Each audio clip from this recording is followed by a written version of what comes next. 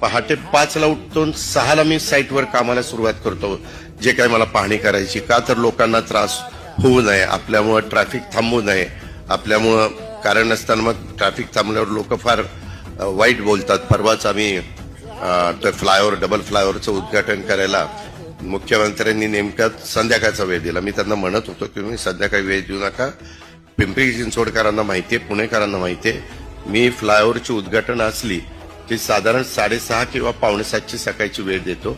एक रिबीन लावायची, कापायची, गाडी घेऊन जायचं, झालं उद्घाटन. कुणाला त्रास नको, काही नको, नाही तर ट्रॅफिक जाम झालं. अलीकडच्या काळात पुणे पिंपरी चिंचवडमध्ये ट्रॅफिकची समस्या इतकी झालेली आहे की सगळे वेगवेगळे हे कलाकार असतील, वेगवेगळे क्षेत्रातले मान्यवर असतील, सगळे अक्षरशः कंटाळून जातात, वैतागून जातात. आम्ही प्रयत्न करतोय, आम्ही वेगवेगळ्या पद्धतीनं मेट्रो वाढवण्याचा प्रयत्न करतोय, त्याच्यामध्ये रिंग रोड करण्याचा प्रयत्न आमचा